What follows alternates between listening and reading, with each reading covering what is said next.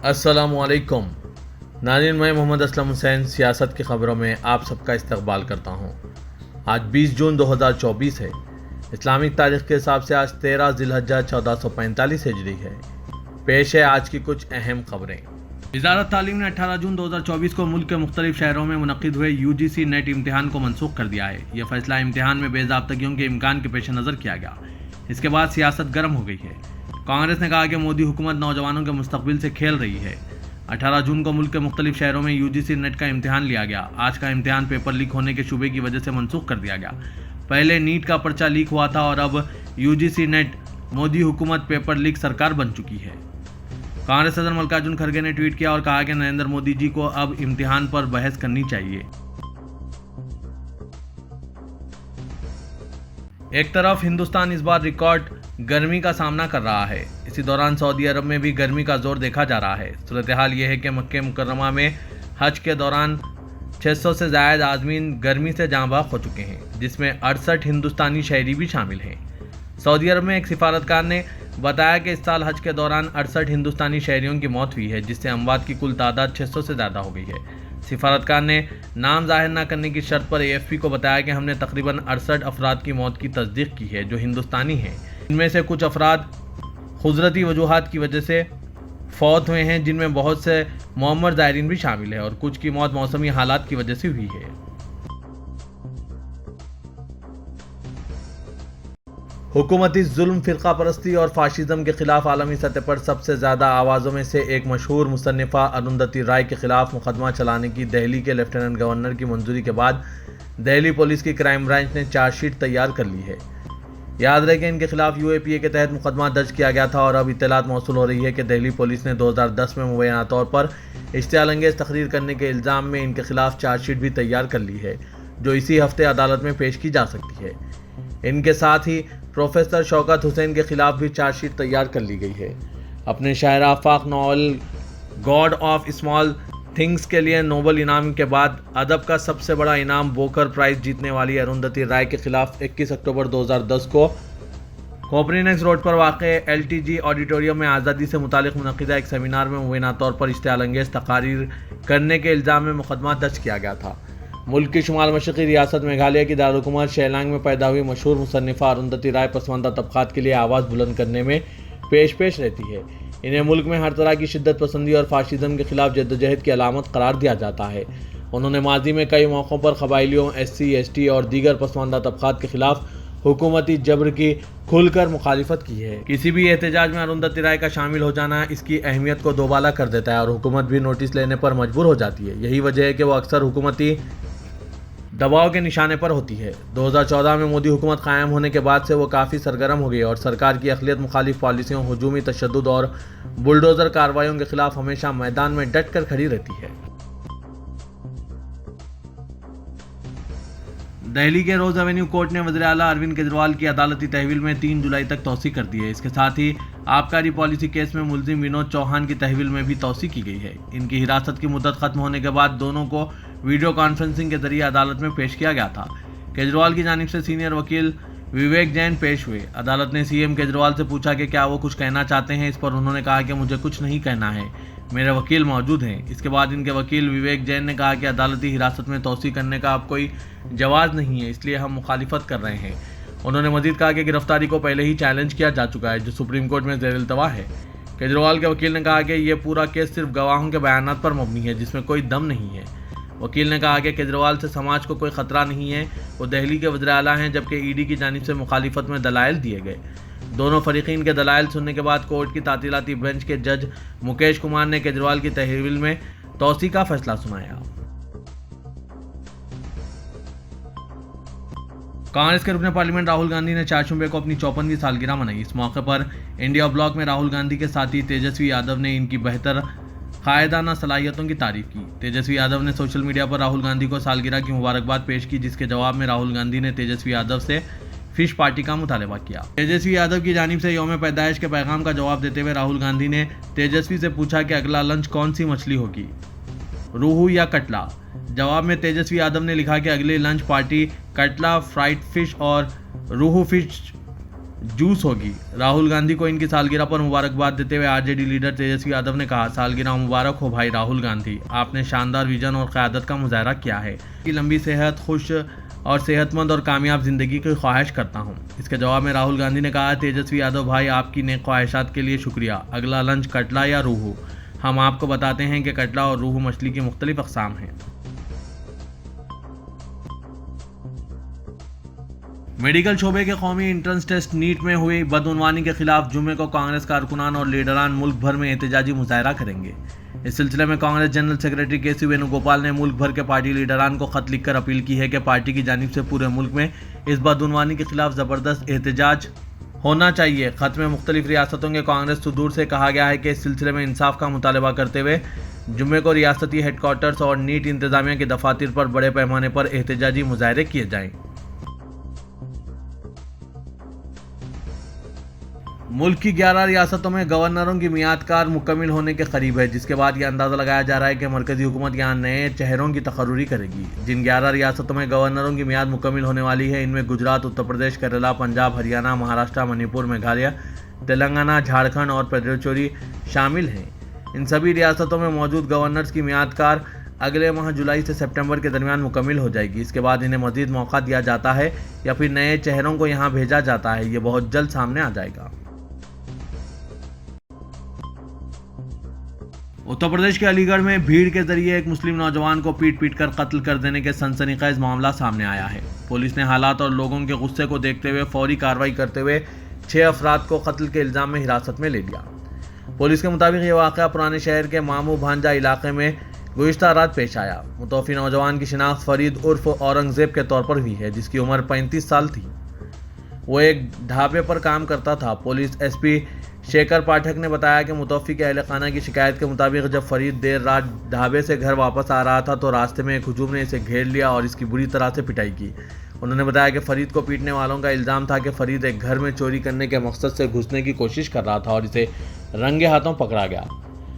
शेखर पाठक ने बताया कि पुलिस टीम मौके पर पहुंची और फरीद को अस्पताल में दाखिल कराया, जहां इसकी मौत वाक़ई हो गई। नौजवान की मौत की खबर फैलते ही लोग बड़ी तादाद में अस्पताल में जमा होने लगे और कातिलों की फौरी गिरफ्तारी का मुतालबा करने लगे। पाठक ने बताया कि इस मामले में अंकित दर्शने, चिराग दर्शने, जय गोपाल, कमल बंसल, राहुल मित्तल और डिम्पी अग्रवाल के खिलाफ मुकदमा दर्ज किया गया है और इन्हें गिरफ्तार कर लिया गया है। ये गिरफ्तारियां सीसीटीवी फुटेज की बुनियाद पर की गई है और दीगर नामालूम अफराद के खिलाफ भी मुकदमा दर्ज किया गया है, जबकि मामले की मजीद तहकीक की जा रही है। फिलहाल शहर में हालात कशीदा है, जिसकी वजह से वहां ज़ायद फोर्स तैनात कर दी गई है। महाराष्ट्र में लोकसभा इंतखाबात में महायुति की शिकस्त की सारी जिम्मेदारी एनसीपी अजीत पवार पर डाली जा रही है। आरएसएस की जानिब से मजमून लिखकर यह बात कही गई और महाराष्ट्र में बीजेपी की मुख्तलिफ इकाइयों ने भी आला कमान को खत लिखकर यह पैगाम पहुंचाया है। अब तक एनसीपी ने इन बातों का कोई बाज़ाब्ता जवाब नहीं दिया था, लेकिन अब पार्टी के रुकने असेंबली अमूल ने बीजेपी को बराह रास्त इंतबाह देते हुए कहा कि अगर अब एनसीपी को निशाना बनाया गया तो पार्टी कोई दूसरी राह इख्तियार करने पर मजबूर होगी। इनका इशारा था कि महायुति से वो अलग हो जाएंगे। याद रहे कि इलेक्शन के ठीक बाद पुणे से शिवसेना शिंदे के उम्मीदवार श्रीरंग बाण ने इल्ज़ाम लगाया था कि अजीत पवार की पार्टी के कारकुनान ने इलेक्शन में इनका साथ नहीं दिया। इसके बाद पुणे ही के एक हलके से बीजेपी इकाई ने खत लिखकर आला कमान से मुतालबा किया कि वो एनसीपी अजीत से इत्तेहाद खत्म कर ले, हम अपने दम पर असेंबली इलेक्शन लड़ेंगे। जराये का कहना है कि इस तरह की बातें अब निजी महफिलों में भी एनसीपी लीडरान के सामने भी हो रही है। इसका तस्करा करते हुए पार्टी के नौजवान रुकने असेंबली अमूल ने कहा कि बीजेपी एक मीटिंग के दौरान कुछ अरकान असेंबली ने इल्ज़ाम लगाया कि अजीत पवार की वजह से इन्हें शिकस्त का सामना करना पड़ा है। मैं इनसे कहना चाहता हूं कि अगर जानबूझकर अजीत पवार को निशाना बनाया गया तो हम भी दूसरी राह इख्तियार करने पर मजबूर होंगे। इन बातों से साफ जाहिर हो रहा है कि एनडीए में इख्तिलाफात पैदा होने लगे हैं और ये बात भी मुमकिन हो रही है कि बहुत जल्द राहुल गांधी की बात सच साबित होगी कि मोदी हुकूमत ज़्यादा दिन नहीं टिक पाएगी। नाज़रीन, इस पर आपकी क्या राय है, कमेंट के जरिए ज़रूर बताइएगा। हिमाचल प्रदेश के नाहन में एक मुसलमान पारचा फरोश की दुकान को हिंदुओं के एक ग्रुप ने लूट लिया और तोड़फोड़ मचाई। इस दुकानदार ने अपने व्हाट्सएप स्टेटस पर जानवर की कुर्बानी की तस्वीर पोस्ट की थी। सोशल मीडिया पर एक वीडियो सामने आया है जिसमें देखा गया है कि हुजूम पुलिस की मौजूदगी में दुकान में दाखिल हो रहा है। हुजूम ने दुकान से कपड़े बाहर फेंक दिए। हुजूम में शामिल बाज़ अफराद इस पर तालियां बजा रहे थे। पुलिस ने सूरत हाल को काबू में करने की कोशिश की और दुकान बंद करा दी। तोड़फोड़ के बाद हुजूम जिला कलेक्टर के ओहदेदार के दफ्तर पर गया। हुजूम जय श्री राम और गोली मारो सालों को जैसे नारे लगा रहे थे। वज़ीर-ए-आज़म नरेंद्र मोदी की कार पर गुज़िश्ता शाम एक चप्पल फेंकी गई जब वो अपने पार्लिमानी हल्के वाराणसी का दौरा कर रहे थे। सोशल मीडिया पर एक वीडियो वायरल हुआ है जिसमें देखा गया है कि सिक्योरिटी अमला चप्पल हटा रहा है। ये वाक़या उस वक्त पेश आया जब वज़ीर-ए-आज़म की कार हुजूम के करीब से गुजर रही थी। यह हालिया लोकसभा इंतखाबात में तीसरी मियाद हासिल करने के बाद वज़ीर-ए-आज़म का अपने हल्के में पहला दौरा था। मोदी ने इस मरतबा 1,52,513 वोटों के निस्बतन कम फ़र्क से कामयाबी हासिल की। 2014 और 2019 के मुकाबले में इनकी अक्सरियत में खातिर ख्वाह कमी आई है। चप्पल फेंकने का वाक़या अवाम में मोदी की मकबूलियत में कमी को जाहिर कर रहा है। बाद इत्तलात में कहा जा रहा है कि मोदी पर चप्पल नहीं फेंकी गई बल्कि इनकी कार के करीब कोई नामालूम चीज़ उड़कर गिरी है। इस पर मुख्तलिफ क़यास आराइयाँ की जा रही है। इस मुबैना वाक़े को सिक्योरिटी कोताही की हैसियत से देखा जा रहा है। उत्तर प्रदेश की दारकूमत लखनऊ में 40 सालों से ज़ायद अरसे से आबाद अकबर नगर आखिरकार अब एक किस्सा पार बन चुका है। उत्तर प्रदेश हुकूमत ने इस मोहल्ले को गैर कानूनी तौर पर आबाद करार देकर 1240 तामीरात जिनमें मस्जिद, मदरसा, मंदिर थे, इनको मस्मार कर दिया। 8 रोज़ की इस इंहदामी कार्रवाई के बाद अकबर नगर अब मलबे में तब्दील हो चुका है और अगर कुछ बाकी बचा है तो यहाँ वो यादें हैं जो लंबे अरसे तक मुतासरा लोगों को सताती रहेंगी। लखनऊ का अकबर नगर इलाका जहाँ 5 मंजिला तक मकानात और आलीशान दुकानें हुआ करती थी, वहाँ अब सिर्फ मलबा ही बिखरा हुआ है। LDA ने अपनी कार्रवाई अख्तिताम पजीर होने की तस्दीक की है और दावा किया है कि मलबा बेचकर इंहदामी कार्रवाई में हुए खर्च को निकाला जाएगा। हुकूमती ज़राए का कहना है कि ककरेल नाला और इससे मुतसिल ज़मीन की तज़यनकारी कराई जानी है ताकि सयाहत को फ़रोग़ दिया जा सके। इसके लिए लखनऊ डेवलपमेंट अथॉरिटी ने गुज़िश्ता साल इन इमारतों को गिराने का नोटिस दिया था। LDA के खिलाफ मुकामी लोग हाईकोर्ट चले गए। हाईकोर्ट से रिलीफ ना मिलने पर वो सुप्रीम कोर्ट पहुंचे, लेकिन वहां से भी इन्हें राहत नहीं मिली। अदालती हुक्म की तामील करते हुए LDA ने 10 जून को मसमारी का अमल शुरू किया था और 18 जून की रात तक तमाम तामीरात मुनहदिम कर दी गई। वाजरे के अकबर नगर एक मुसलमान महल्ला था जहाँ के 1240 तामीरात को मुनहदिम कर दिया गया है। ये सब कार्रवाइयाँ उत्तर प्रदेश की योगी हुकूमत में अंजाम दिए जा रहे हैं।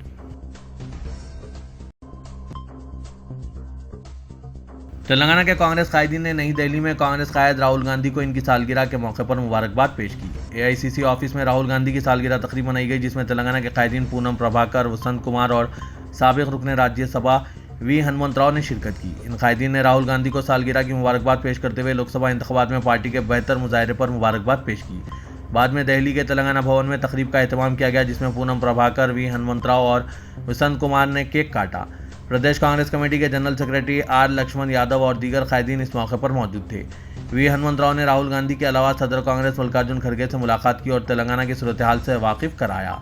उन्होंने कहा कि हुकूमत इंतखाबी वादों पर अमलावरी का आगाज़ कर चुकी है। हनुमंतराव ने मजालिस मुकामी के इंतखाबात के पेश नज़र पसमानदा तबकात के तहफ़्फ़ुज़ात में इजाफे का मुतालबा किया।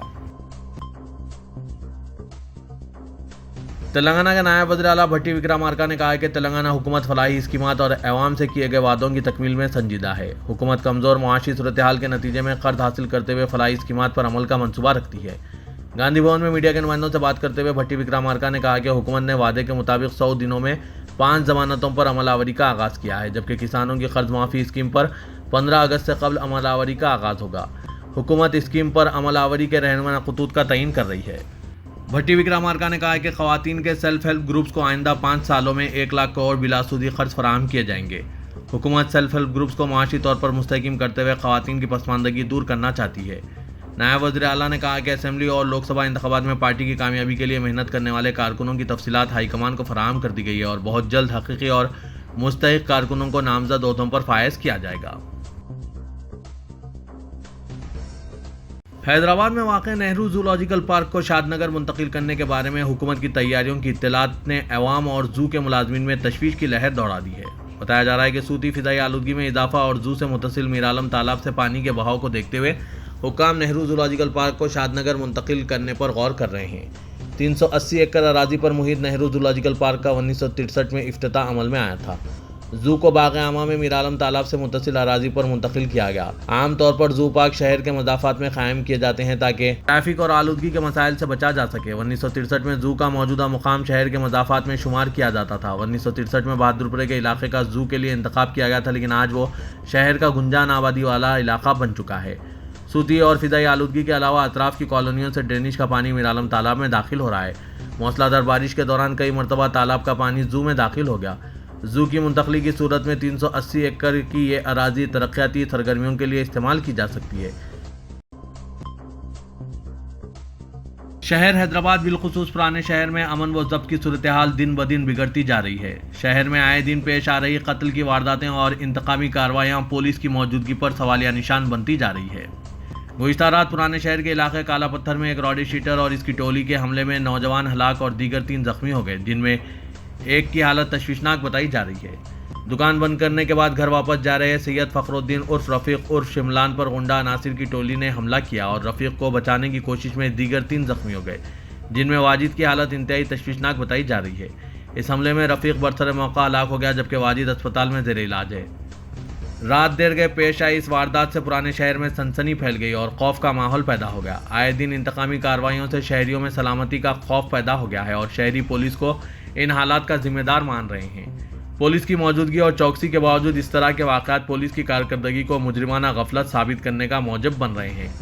पुलिस तलाशी मुहिम, ड्रंक एंड ड्राइव, चबूतरा मिशन और दीगर कार्रवाइयों में सोशल मीडिया का सहारा लेते हुए खूब तशहीर करते हैं, लेकिन असल इक़दामात में पुलिस की कार्रवाइयाँ नाकाफ़ी और गफलत साबित हो रही है। शहर में गैर समाजी अनासिर के खिलाफ पुलिस की कार्रवाइयाँ सिर्फ रस्मी साबित हो रही है। रॉडी शीटर्स की काउंसलिंग और इन्हें पाबंद मुचल्लका करना मामूल की बात बन गया है, जबकि इनकी हरकतों और गैर समाजी सरगर्मियों पर रोक लगाने में पुलिस पर नाकामी के इल्ज़ामात पाए जा रहे हैं। पुलिस पर फ्रेंडली पुलिसिंग की आड़ में इन्हें चांदी बनाने के भी संगीन इल्ज़ामात लगाए जा रहे हैं, जिसके सबब रॉडी शीटर्स और गुंडा अनासिर के हौसले दिन ब दिन बुलंद होते जा रहे हैं। पेशावर मुजरिमीन और मुजरिमाना सरगर्मियों में मुलविस अफराद पर से क्या पुलिस ने अपनी नज़र हटा ली है, जिसके संगीन नतायज आए दिन समाज में रोनमा होने लगे हैं। अभी आसिफ नगर में एक सनसनीखेज कत्ल का मामला ताज़ा ही था कि पुराने शहर के काला पत्थर में कत्ल की वारदात पेश आई।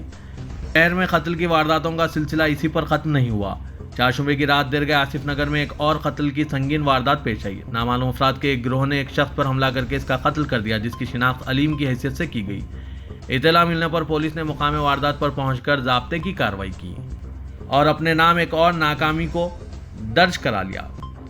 नाज़रीन, पुलिस की इन नाकामियों पर आपकी क्या राय है? क्या वाकई पुलिस नाकाम है या फिर रॉडी शीटर्स के हौसले बुलंद हो गए हैं? इस पर आपकी क्या राय है? कमेंट के जरिए ज़रूर बताइएगा।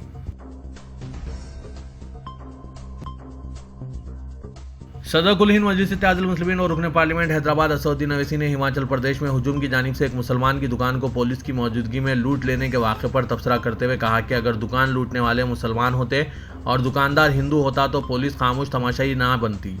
असदुद्दीन अवैसी ने सोशल मीडिया प्लेटफॉर्म एक्स पर अपने एक पोस्ट में इस वाक़े पर इज़हार ख्याल करते हुए कहा कि जो लोग मोहब्बत की दुकान का दावा करते हैं, इनके ख्याल में ये भी सबका साथ सबका विकास की तरह एक जुमला है, क्योंकि कोई भी इस तरह के वाक़यात पर अपनी ज़बान नहीं खोलता है। असदुद्दीन अवैसी सदर मजलिस ने इसी दौरान अलीगढ़ में औरंगज़ेब नामी नौजवान के कातिलों की तायद में निकलने वाले हुजूम के एक वायरल वीडियो पर तबसरा करते हुए कहा कि 2014 के बाद से हुजूमी तशद्दुद में कोई कमी नहीं हुई है। हुजूम इसलिए हौसला मंद है क्योंकि वो जानते हैं कि वो बच जाएंगे। अगर हुजूम में किसी को शक की बुनियाद पर कत्ल करने की ताकत होती तो वो पुलिस के पहुंचने तक औरंगज़ेब के कातिलों को आसानी से पकड़ सकते थे। असदुद्दीन अवैसी ने आसिफ मुश्तबा नामी सहाफ़ी के पोस्ट पर अपने तबसरे में ये बात बताई।